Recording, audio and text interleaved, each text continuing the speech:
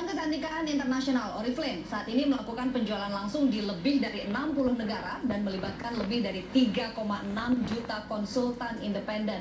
Penjualan tahunan perusahaan ini juga tidak main-main, 1,5 miliar euro atau sekitar 24 triliun rupiah. Apa yang membuat Oriflame bertahan dengan sistem penjualan langsung?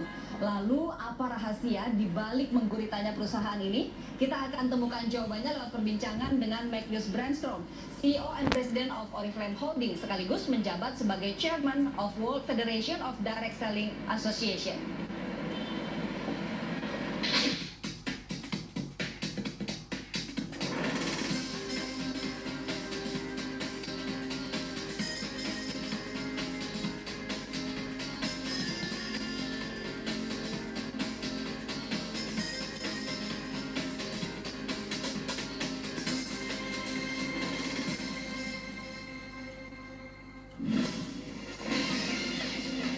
Saat ini dunia mengalami transformasi digital, termasuk dalam sektor perdagangan.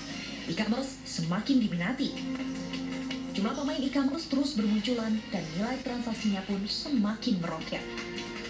Namun yang menarik, penjualan retail melalui metode direct selling atau penjualan langsung tidak kehilangan pangsa pasar.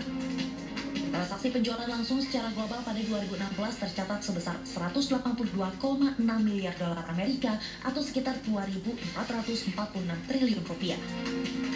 Kontribusi terbesarnya datang dari kawasan Asia Pasifik yang menyumbang 46% penjualan global. Amerika Serikat 33%, Eropa 20%. Di Indonesia penjualan langsung termasuk salah satu industri yang prospektif. Dalam 4 tahun terakhir nilai transaksi tumbuh rata-rata sebesar 10%. Dan pada 2016 lalu mencapai 1,18 miliar dolar Amerika atau sekitar 15,75 triliun rupiah. Dari tahun 2016 kita menunjukkan kenaikan 10%. Sedangkan kita dari tahun 2013 sampai tahun 2016 kita adalah kedua terbesar di dunia setelah Kazakhstan, ya. Itu Kazakhstan nomor 1, kita yang nomor 2. Artinya ke depan proyeksinya masih sangat baik ya Pak? Proyeksinya masih sangat baik. Lebih lanjut, Joko menilai masa depan penjualan langsung sangat cerah karena metode ini bisa dilakukan oleh siapa saja. Pasar Indonesia juga terus berkembang, didukung sumber daya manusia yang besar. Mr. Magnus, thank you for having us. I would like to ask you several questions about direct selling since you are the chairman of World Federation of Direct Selling Association, right? Yes.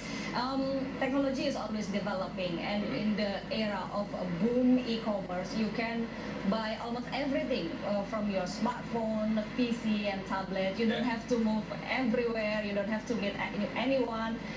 Just push several buttons, and the product you want will be delivered to you. In this era, how do you see the prospect of direct selling? Well, I think that you have to still decide what product to buy, because just because you can buy everything all the time from everyone doesn't mean you need everything from everyone all the time. You need something from someone.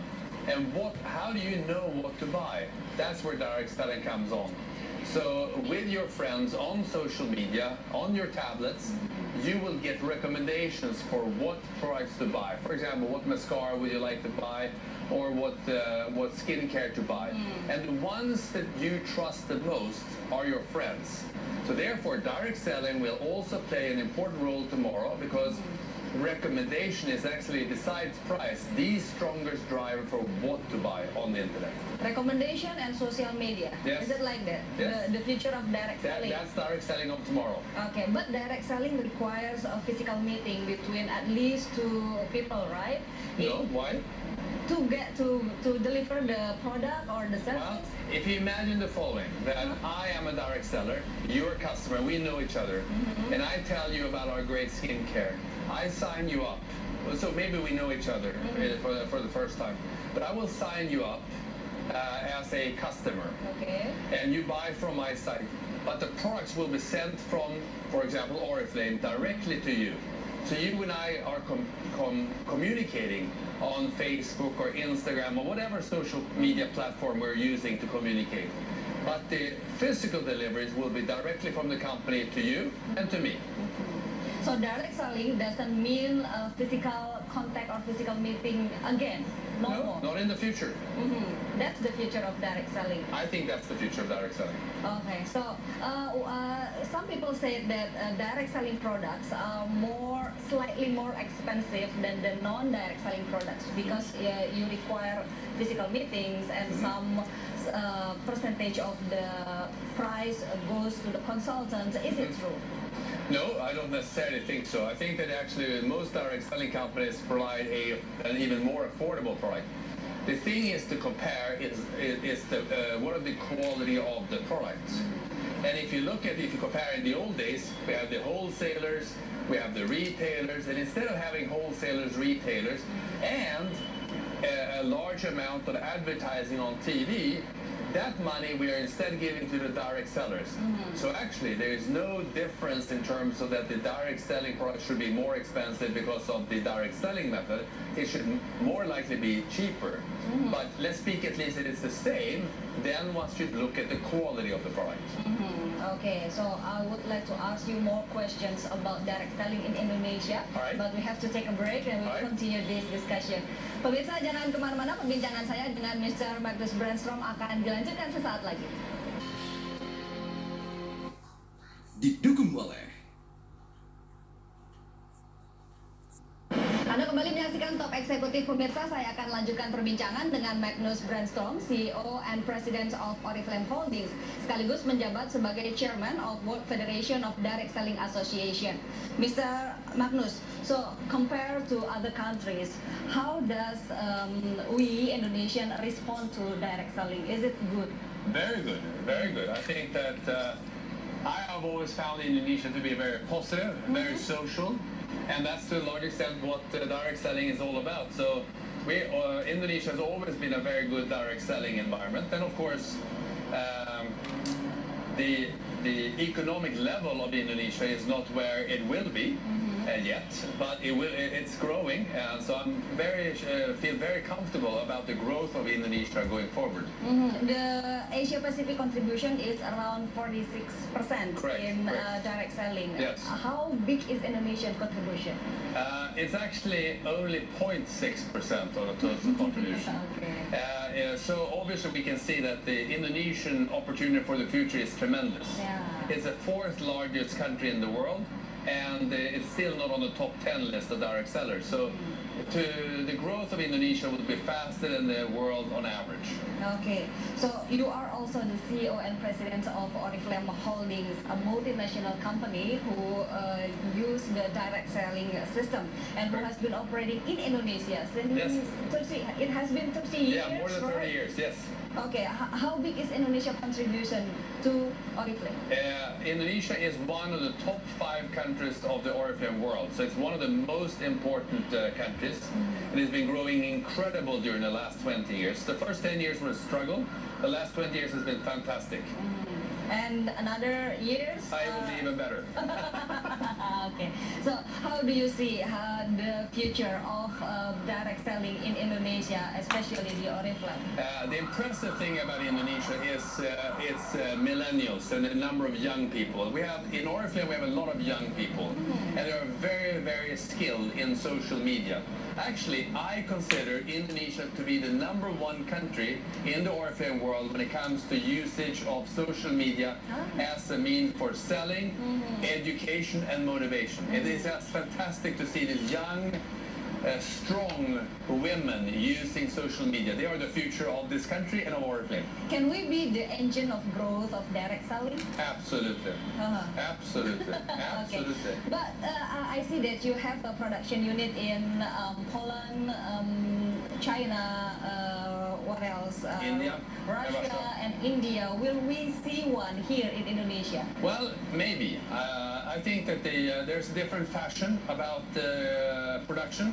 And is also, we have about 50% of all our products produced in-house, and we're happy with that because we don't want to have more because you want competition between your own factories and subcontractors.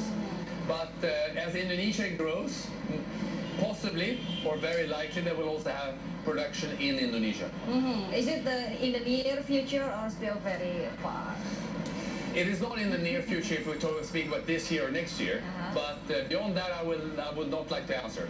Okay, so Oriflame's annual selling is more than 1.5 billion euro. Yes. Compared to other direct selling companies globally, where is Oriflame? Is it in the top chart? We are around top 10. It's, I don't remember if it's number 11 or 12 or what, but somewhere around number 10. So do you have target to bring Oriflame to the top chart? We want to be number 1. Yeah, what's the strategy? It's actually being in the countries which we believe in growth. We have now established ourselves in India, Indonesia, and China. These are the countries where we believe growth will come. And then, of course, Africa. So we geographically want to be in the countries where most of the growth. But then I also have to be humble. For us, it's not the most important to be number 1 in absolute terms.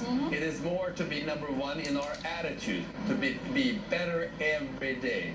Then if you are the best you are every day, then sooner or later you'll be number 1. Very ideal, yeah? That's the ideal. That's what you teach to your, that's what you share to your consultant. Yes. Okay. Well, it's the same as we do with our kids. Try to be the best you are. Every day. Every day. Better, every day. Okay, we will still continue our discussion, but another break. I have to take another break. Pemirsa, kami masih akan melanjutkan perbincangan dengan Magnus Brannstrom sesaat lagi. Tetaplah bersama kami. Didukung oleh Terima kasih Anda masih bersama Top Eksekutif pemirsa, dan perbincangan kami akan dilanjutkan kembali. Mr. Brannstrom, in direct selling, Oriflame involves 3.6 million independent beauty consultant. So that's a lot, you know. How to maintain them and to keep their spirit to sell high? Well, it is like any other company. We have to provide great products. We have to provide news. And we have to obviously be relevant all the time. So it's like any other company, we have to come up with new products. We have to sell them at interesting prices and merchandising. We have to have various competitions. So it's a big machine to keep everyone interested in our company. But you also pamper your consultant with gifts, awards, or traveling awards. Of course. Where's the money from? Is it from the product selling? Yes, of course it is. So I mean, when other companies are putting their money into TV advertising, we put a lot less on TV and we put a lot more on our consultants. And part of the remuneration to consultants are trips and travel abroad, because it's very inspiring for them to see the world. So does it mean that there are certain percentage of your product back to the consultant, the pampering of your consultant? Absolutely. Yeah, but instead of advertising in TV, you choose a very famous person and using catalogs. Yes. Doesn't it cost you some money too? Yes, absolutely. Our profitability and the retail company's profitability is about the same. So it's just that instead of putting money into TV advertising, Which is more expensive. Which is very expensive. We put money into the consultants, to ordinary people's opportunity to fulfill their dreams, to go for a better life. So you sell dreams? We sell dreams. And lots of people buying it. Well, I think so. I think there's people would like, everyone has a dream, and everyone would like to be, or very many people would like to be the masters of their own life. And by working with Oriflame, you actually become more the master of your life, and you're not so dependent on the outside world. And I think that's something that people long for, especially in times like this. Okay. If we are looking for Oriflame's numbers are very awesome. Annual sale more than 1.5 billion euro, 3.6 million independent consultants operate in more than 60 countries. This year or next year, what are your targets? Well, we are a long-term company, and we have said that we want to improve every year. But we have a long-term financial target of improving in local currency in 10% top-level revenue and reaching a 15% profitability. And that is a 5-year target to over every year to do so. So we just have the target of improving every year, just to become a little bit better every day. In Indonesia, there are certain issues of halal label in cosmetics and food. How much you concerned about that? Well, it is something where Indonesian government and Indonesian people have decided they want to have a different labeling.